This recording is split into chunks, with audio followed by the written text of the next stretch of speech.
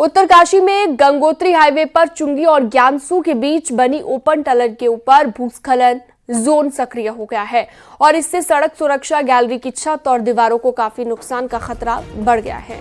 वहीं इसके ऊपर बसुंगा से ज्ञानसू के लिए आने वाली सिंचाई नहर सहित ज्ञानसू सॉल्ट मोटर मार्ग और कुछ भवनों पर भी लगातार खतरा बना हुआ है। भूस्खलन करीब 30 से 40 मीटर हिस्से में फैल गया। भूस्खलन के कारण पूरा मलबा और बोल्डर ओपन टनल की छत पर और दीवार के पीछे गिर रहे हैं, जो कि भविष्य में टनल के अस्तित्व के साथ हाईवे के लिए बड़ा खतरा बन सकता है।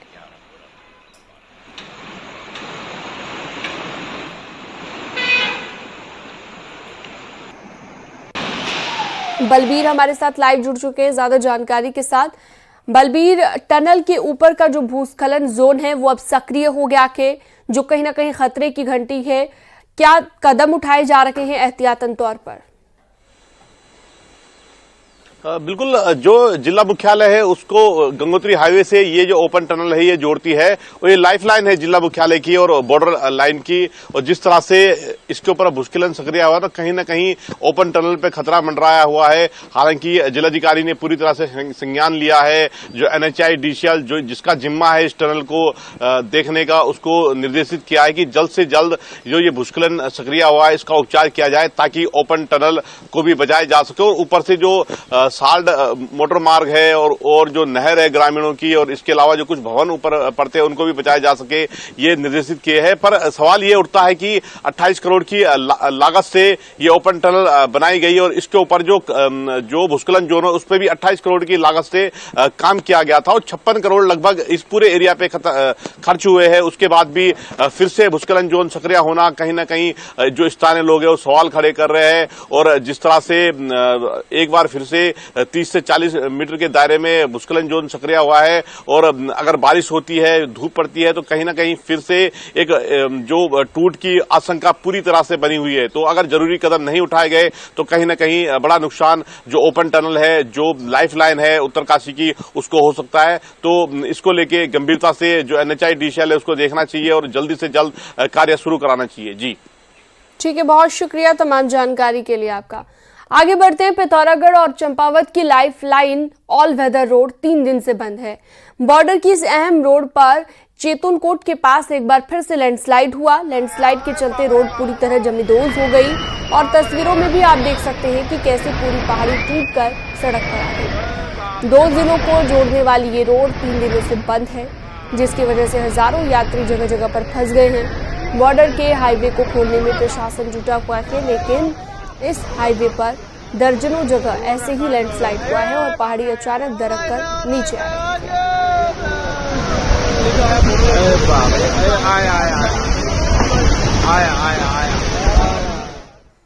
रामनगर के चुकम गांव में बारिश की वजह से काफी नुकसान हुआ है। तेज बारिश की वजह से 3 मकान क्षतिग्रस्त हो गए हैं और इसके साथ ही करीब 15 बीघा जमीन भी कोसी नदी के तेज बहाव में बह गई।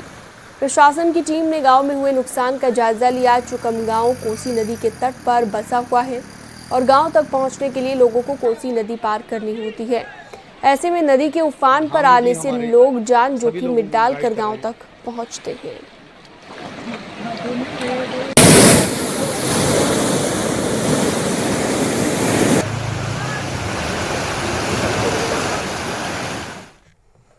पहाड़ों में तेज बारिश के बाद रामनगर में कोसी नदी उफान पर है। वहीं नदी के तेज बहाव से गर्जिया मंदिर की सीढ़ी को काफी नुकसान पहुंचा है। मंदिर की सीढ़ियां कोसी में बह गई हैं, जिसके बाद मंदिर को आम श्रद्धालुओं के लिए बंद कर दिया गया है। प्रशासन का कहना है कि पानी कम होने पर मंदिर की सीढ़ियों को ठीक किया जाएगा और उसके बाद मंदिर को भक्तों के लिए खोल दिया जाएगा।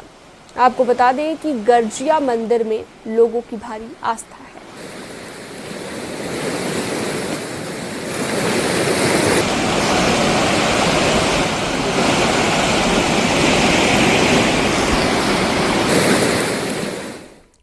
उत्तर उत्तरकाशी में बंद यमुनोत्री हाईवे को खोल दिया गया है। राड़ी टॉप के पास बड़े बड़े बोल्डर आने से सड़क बंद थी, जिसकी वजह से कई यात्री फंसे हुए थे। हाईवे खोलने के बाद यात्रियों ने राहत की सांस ली है। हाईवे फिलहाल खुला हुआ है, लेकिन पहाड़ी से भूस्खलन होने का खतरा लगातार बना हुआ है, क्योंकि जरा सी बारिश के बाद ही पहाड़ी दरक रही है। मलबा और पत्थर सड़क पर गिर रहे हैं।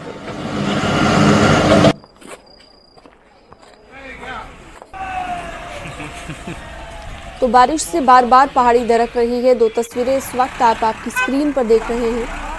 फिलहाल यमुनोत्री हाईवे को खोल दिया गया है, लेकिन बार बार पहाड़ी से मलबा गिरने की वजह से ये रोड बाधित हो जाता है।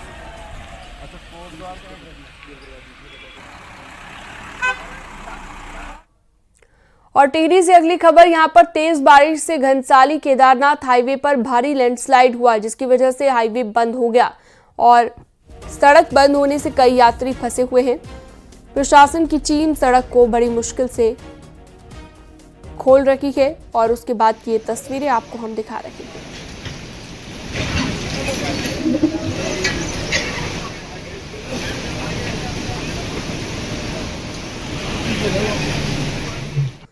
चमोली में बारिश सबसे ज्यादा मुसीबत का सबब बनी हुई है। यहाँ पर ज्योतिर्मठ नृसिंह मंदिर सड़क पर पहाड़ी से भारी मलबा आ गया है, जिसकी वजह से सड़क बंद है।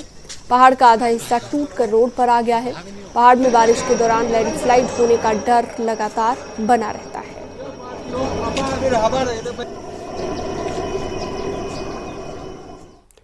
उत्तरकाशी में लगातार बारिश के चलते वरुणावत पर्वत पर भूस्खलन का खतरा बना हुआ है और लगातार हो रही बारिश की वजह से वरुणावत पर्वत पर भूस्खलन का दायरा बढ़ गया है, जिससे पर्वत के नीचे रहने वाले लोगों में दहशत बनी हुई है। प्रशासन ने 32 परिवारों को पहले ही सुरक्षित जगहों पर भेज दिया है। पिछले दिनों भी वरुणावत से मलबा गिरा था, जिसके बाद प्रशासन की टीम ने पहाड़ी का सर्वे भी किया था और जल्द ही वरुणावत के ट्रीटमेंट की बात कही थी।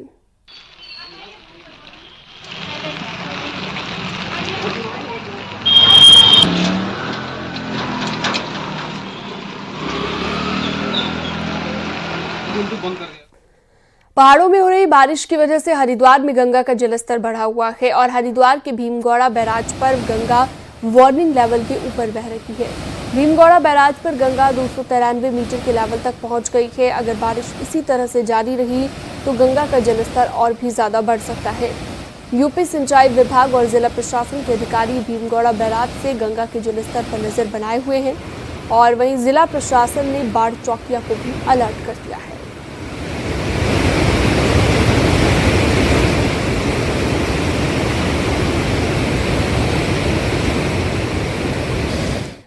पिछले 2 दिनों से पहाड़ों में हुई बारिश के चलते ऋषिकेश में गंगा और उसकी सहायक नदियां उफान पर है, जिसके चलते गंगा का जलस्तर तेज चेतावनी के लेवल पर पहुंच गया है। पुलिस ने गंगा के तटों से लोगों को दूर रहने की अपील की है। चेन पकड़ के या पीछे होकर स्टार्ट करिए। ये गंगा जी का जलस्तर लगातार बढ़ रहा है, दुर्घटना होने की संभावना बनी रहती है। ये सूचना आपको जल पुलिस द्वारा दी जा रही है, सूचना पे ध्यान दें। ये स्नान करेंगे। उत्तराखंड की पहचान से समझौता कतई बर्दाश्त नहीं होगा, ये सरकार साफ कर चुकी है। बाकायदा इसके लिए वेरिफिकेशन ड्राइव चल रही है। वहीं पहाड़ी और बाहरी की बहस के बीच मूल निवासी की मांग भी जोर पकड़ रही है। एक रिपोर्ट आपको दिखाते हैं।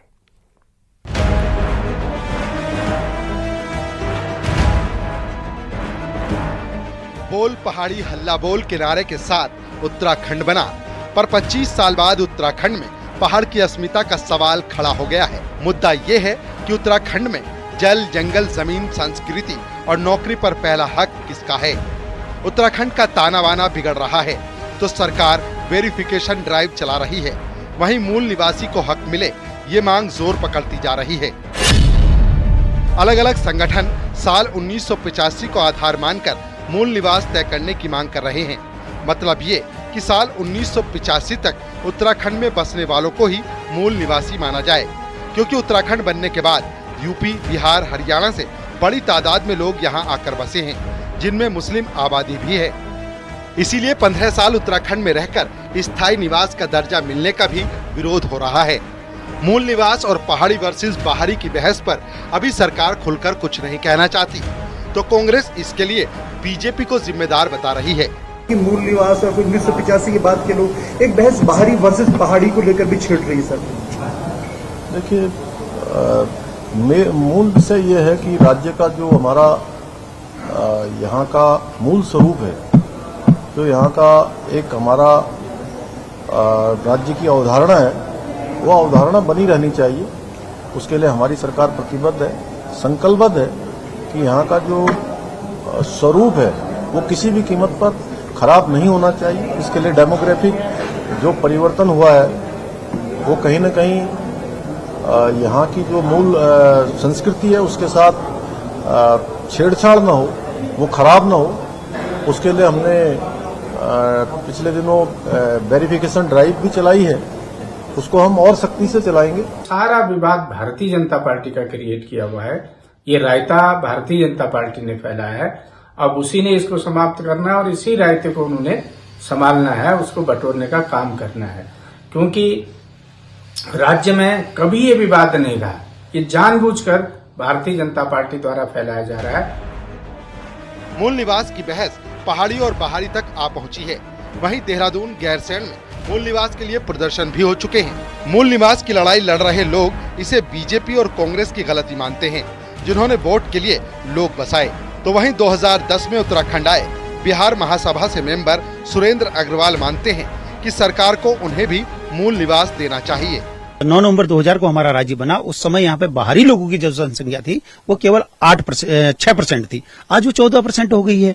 इसलिए लगातार यहाँ पे डेमोग्राफी हो रही है। ये सरकार को हमने बार बार बताते आए हैं कि डेमोग्राफी चेंज हो रही है। और यहाँ पे दो चीज हैं, बाहरी आतताई शक्तियों को लाने में यहाँ पे कांग्रेस का हाथ है, और बाहरी भी पूर्वी और अन्य लोगों को यहाँ पे लाने में बीजेपी का हाथ है। केवल 2% 2.5% वोट स्विंग के लिए। इससे ये कहने का मतलब है कि जो हमारे पहाड़ का जो अस्तित्व है, जो हमारी संस्कृति है, उसको न मानकर, हमारे वोट बैंक की ताकत को न मानकर, ये बाहरी 2%, 2.5%, 3% के चक्कर में हमारी यहाँ पे डेमोग्राफी चेंज होते जा रही है। क्राइटेरिया जरूर बनाना चाहिए कि जिसका अस्थायी निवास 10 साल से जिन्होंने जमीन लेकर अस्थायी निवास के रूप में रह रहे हैं, वेरीफाई करके 10 साल हो 12 साल, जो भी सरकार अपने अनुसार निर्धारित करे, उसके अनुसार उनको मूल निवास प्रमाण पत्र यानी डोमिसाइल, जिससे कि वो अपने आप को उत्तराखंड का नागरिक समझे। मुद्दा मूल निवासियों के हक और राज्य की अस्मिता से जुड़ा है, तो जोर पकड़ रही मूल निवास की मांग बीजेपी और कांग्रेस के लिए गले की फांस बन सकती है, क्योंकि राज्य बनने से अब तक पूरी सियासत पहाड़ी राज्य के नाम पर टिकी है। दीपांकर भट्ट, न्यूज़ 18, देहरादून। कोटद्वार पहुंचे पूर्व मुख्यमंत्री हरीश रावत ने प्रदेश सरकार पर कोटद्वार की अनदेखी करने का आरोप लगाया है। हरीश रावत ने कहा कि लालढांग चिल्लरखाल मार्ग हो या फिर कोटद्वार में प्रस्तावित मेडिकल कॉलेज का मुद्दा, हर मामले में सरकार ने कोटद्वार की अनदेखी की है। उन्होंने कहा कि सरकार चाहे तो दोनों की मुद्दों पर गंभीरता के साथ काम कर सकती है। पूर्व मुख्यमंत्री ने कहा कि कोटद्वार अन्य शहरों के सामने पिछड़ता जा रहा है और शहर के ना तो हालात बदले हैं, ना ही कोटद्वार में कोई विकास का काम हुआ है। लेकिन मेडिकल कॉलेज यहाँ हर हालत में खोलना चाहिए, उस काम को आगे बढ़ाना चाहिए, वो विलंबित करना अच्छा नहीं। उस समय पिथौरागढ़ इत्यादि पीछे थे, पिथौरागढ़, हरिद्वार, रुद्रपुर, और आज ये आगे आ गए हैं। और राजधानी देहरादून के निजी स्कूल में विशेष समुदाय के नाबालिग छात्र पर अपने ही स्कूल की नाबालिग छात्रा से छेड़खानी का आरोप लगा है। छात्रा के पिता की शिकायत पर पॉक्सो के तहत मामला दर्ज कर लिया गया। दरअसल मामला थाना राजपुर के जाखन चौकी क्षेत्र का है। बताया जा रहा है कि छात्रा 10वीं कक्षा में पढ़ती है और आरोपी छात्र 12वीं का स्टूडेंट है। स्कूल की छुट्टी के दौरान जब पिता छात्रा को लेने स्कूल गेट पर पहुंचा तो पीड़ित ने अपने साथ घटी हुई घटना को पिता को बताया, जिसके बाद पिता की शिकायत पर मामला दर्ज हुआ। पुलिस ने आरोपी छात्र को हिरासत में ले लिया है।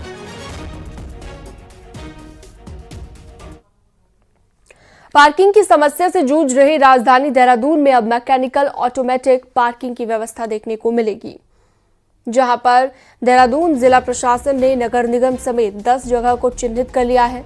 करीब 1000 गाड़ियों की पार्किंग बनकर तैयार होगी। ये पार्किंग मैकेनिकल ऑटोमेटिक रहेगी। इसमें जमीन की कम आवश्यकता रहती है और एक मशीन के जरिए पूरा सेटअप तैयार होता है, जो कि बहुमंजिला तैयार होगा। वहीं इस पार्किंग के लिए देहरादून नगर निगम में डीएम ने सभी अधिकारियों के साथ मीटिंग की है। तो ऐसे कई स्थान चिन्हित किए गए हैं प्रथम चरण में और उसकी प्लानिंग फाइनलाइजेशन स्टेज पे है। तो हमारे जो शासन में हमारे कंसर्न अथॉरिटीज हैं और हमारे जो यहाँ पर जितने भी सम्मानित जनप्रतिनिधि हैं, उनके एग्रीमेंट से इसको हम आगे बढ़ाएंगे। रामपुर में मूर्ति विसर्जन के दौरान बड़ा हादसा हुआ है। उत्तराखंड के काशीपुर से स्वार क्षेत्र में मूर्ति विसर्जन के लिए आए 3 लोग नदी में डूब गए हैं। दरअसल एक आदमी नदी में नहाते वक्त डूबने लगा। उसे बचाने के लिए 2 लोग और नदी में डूब गए। अब तीनों नदी में डूब गए और तीनों की तलाश गोताखोर कर रहे हैं। पुलिस भी मौके पर पहुंची। मामला स्वार कोतवाली क्षेत्र का है। डीएम एसपी ने भी मौके पर जाकर रेस्क्यू का जायजा लिया।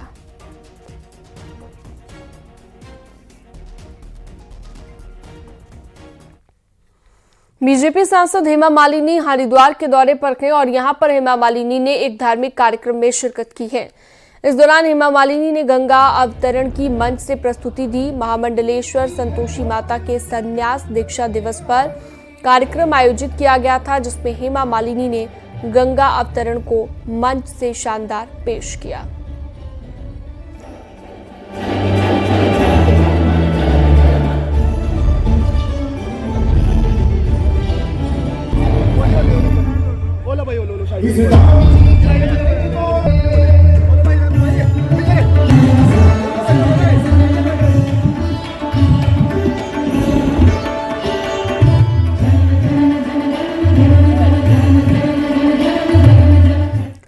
चारधाम यात्रा पर पहुंचे रिकॉर्ड श्रद्धालु खराब मौसम में भी पहुंच रहे हैं और अभी तक 34 लाख से ज्यादा श्रद्धालु दर्शन कर चुके हैं।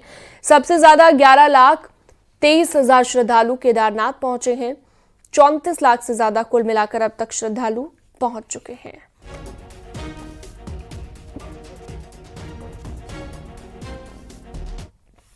कुलदेवी मां नंदा आज कैलाश के लिए विदा हो जाएंगी और नैनीताल में गाजे बाजे के साथ मां नंदा सुनंदा को विदा किया जाएगा। इस दौरान पूरा नैनीताल नंदा को विदाई देने के लिए पहुंचेगा। 8 सितंबर से शुरू नंदा महोत्सव का इसी के साथ समापन हो जाएगा। आपको बता दें कि मां नंदा चंद्रवंशीय राजाओं की कुलदेवी है। अल्मोड़ा, नैनीताल समेत गढ़वाल के कई हिस्सों में मां नंदा की लोग पूजा करते हैं। मां नंदा की आज विदाई होगी। कैलाश के लिए विदा होंगी मां नंदा सुनंदा। 12 बजे नैनीताल में निकलेगा डोला यात्रा में हजारों लोग शामिल होंगे। 8 सितंबर से शुरू हुआ था नंदा महोत्सव।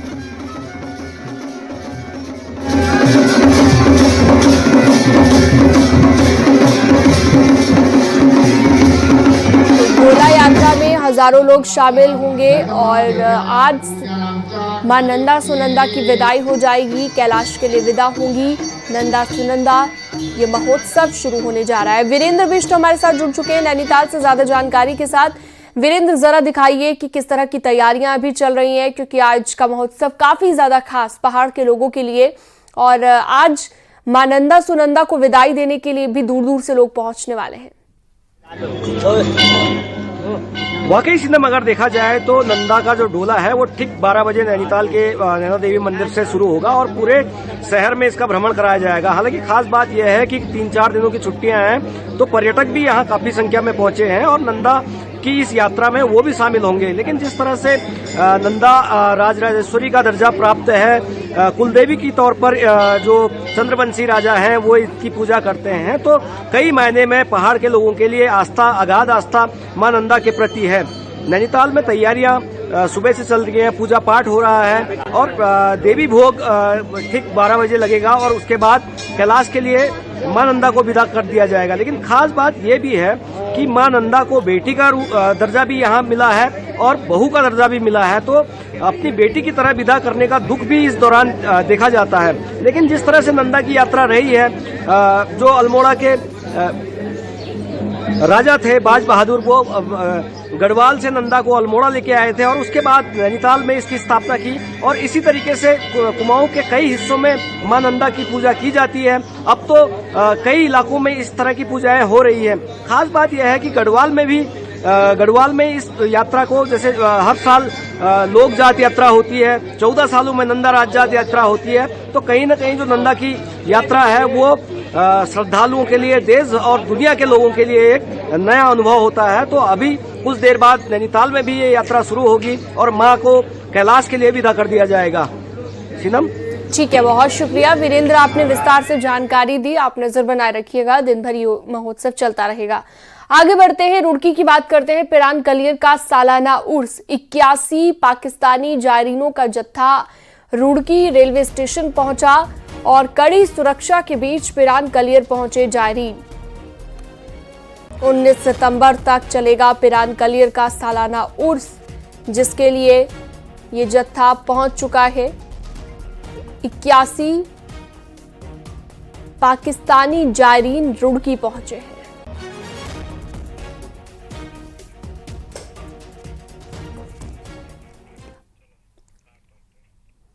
और अब एक नजर पहाड़ की 10 बड़ी खबरों पर।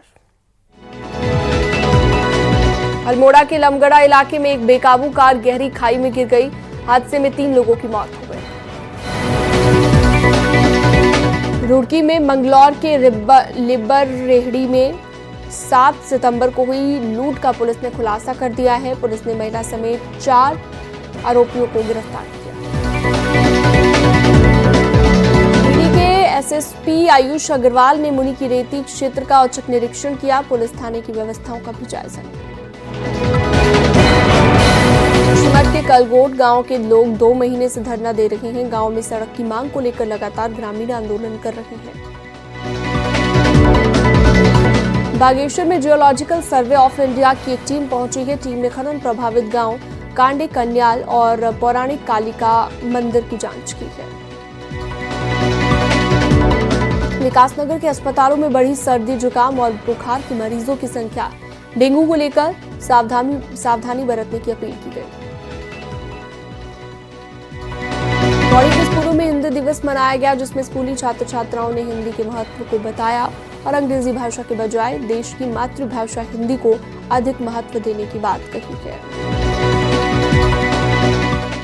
पिरान कलियर के 756वें सालाना उर्स में 15 सितंबर को बड़ी रोशनी के साथ जायरीनों की संख्या में इजाफा होगा। हर साल की तरह इस बार भी पाकिस्तानी जायरीनों का एक जत्था आज पिरान कलियर साबिर पाक पहुंचा।